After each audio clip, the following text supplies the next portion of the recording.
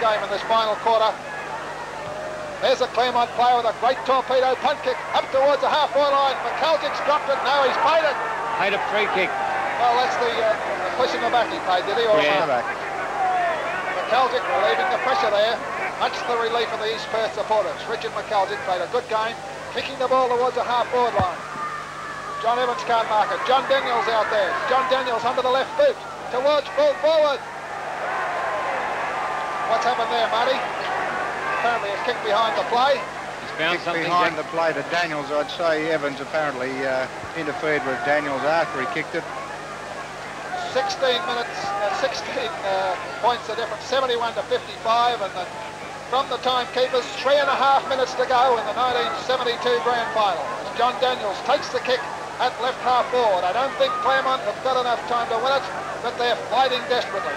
John Daniel, the big centre half forward. He's gone for the pass to Malcolm Brown, but it hasn't come up. In chips Burns. Burns showing a ton of pace on the left boot, and look at that pressure as the ball's booted out of play in the left full forward pocket. Yes, there's certainly a lot of pressure, but the game is dwindling away from Claremont. There's about 3 minutes left of play before time on period. Marty, anywhere forward is sent as a help, isn't it? This is so, and he's shoveling the ball, pushing the ball, Malcolm Brown and his players up to the forward line. He's not worrying about getting goals at the moment. Verstigan picks up the ball. Greenwood's in there trying to pick it up. Fails to do so. Thomas comes through for Claremont. Long punt kick, but Corley's underneath it. So is Carroll.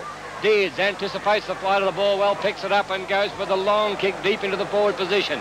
Underneath is reliable Lewis, who punches the ball down, but Greenwood picks it up again from the tap down. In comes Thompson of Claremont. Hand passes to Solomons. It's intercepted on the way.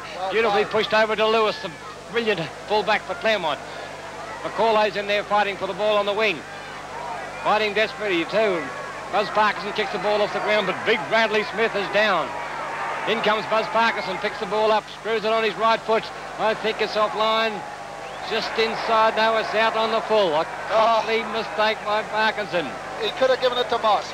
Could have shot it over in front anyway. Give Moss the chance if he'd have put it in front, but still he's probably just thrown his foot at it and hoped it got that way somewhere. That was a desperate one and a bad one for Claremont. Time is running out fast for them, and the premiership in 1972 looks like East Perth.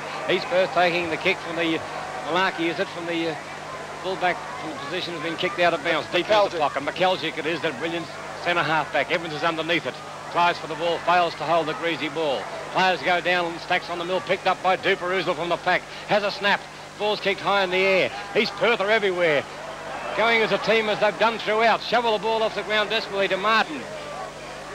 Picked up, but Hines goes for it, but intercepted by DeFlee Gillespie, showing all the courage that's wanted.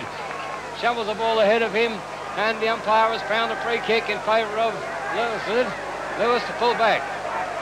Way down on the half-forward flank for Claremont at the moment. Goes for the punt kick. Rain pouring down at the moment. Ball comes to the ground. A big pack develops. Tully's in there, head down.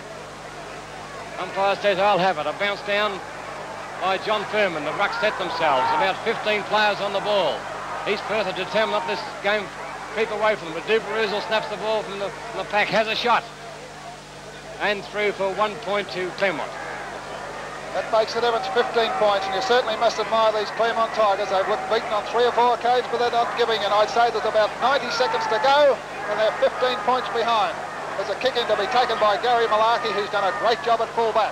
Here's the young fellow kicking out, only played 24 games. He kicks to centre half-back. John Lewis is up there trying to rally him. Out comes Bill Tenney. That's John Lewis in the centre of the ground. He's been a good player all day. Back it comes towards the centre. Oh, players going left, right and centre. Hines trying to battle through, he does so. The greasy ball, can't pick it up by either player. John Burns battling, umpire Furman still letting it go, and the ball's going to be bounced at centre half forward with time ticking away. East Perth looked like taking it out. 7 times runners up in 12 years. I don't think anybody would begrudge them this premiership if they win it. There's the ball on the half forward line. Seconds to go as the ball's in the full forward area, but Malarkey once more being a great player. Beats at the flank, it's taken by Vernon Orr. 15 points the difference. What a tense grand final last quarter it's been. As Vernon Orr sends the Tigers into attack. Can they score another goal? There's the siren! The siren to win the 1972 grand final. East Perth 9:17.71. They're beating a gallant Claremont 8-9, 56 in a great last quarter. And for his comments, former coach of East Perth, Jack Sheedy. I find it a little bit hard to talk, Bob, but just the same, there's a tremendous scene here as the crowd run across the ground, and certainly today I think was East Perth's day because they deserved this grand final through the teamwork they displayed all day today. Claremont had individuals, but East Perth had teamwork, and they pinpointed the ball from the start of the game right through to that last quarter, and as desperate as it was, they were still able to get the ball at times to a teammate. Claremont couldn't do this. They were haphazard in their attacks. They were spasmodic in their kicking to players, and I would like to single out some of these Perth players, but I don't think that should be the thing to do because today, as I say, teamwork won them this grand final. Well, it was a great crowd here of 44,000, thoroughly enjoying it. And there's a very victorious and happy Malcolm.